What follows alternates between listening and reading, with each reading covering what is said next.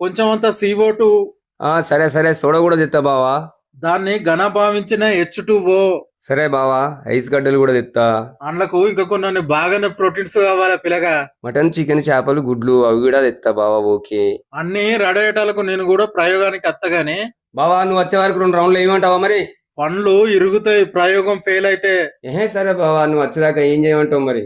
నేను నచ్చదాకా ఏం చేస్తారు పిల్లగా, మనసుకో నికోడిన్ మండించుకోర్రి. సరే సిగరెట్లు తాగుతాం గానీ ఈ సరిపోవు, వచ్చేటప్పుడు 2 డబ్బాలు పట్టుకరా. నువ్వేం బాధపడక, సిగరెట్ డబ్బాల పైసలు కూడా లెక్కలేసుడే.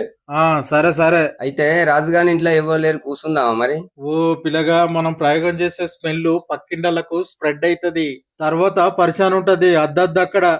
మరి ఎక్కడ కూర్చుందాం బావా? మన పర్సనల్ ప్రయోగశాల ఉన్నది కదా, అక్కడ కూర్చుందాం. సరే సరే, ఇవన్నీ తాళాలకే కొంటూ పోతా బావా, చెప్పను రా. అబ్బా, అందు గురించే నిన్ను చూస్తే నాకు గర్వంగా ఉంటది. తెలిసి అన్నట్ట తెలియకన్నట్ట.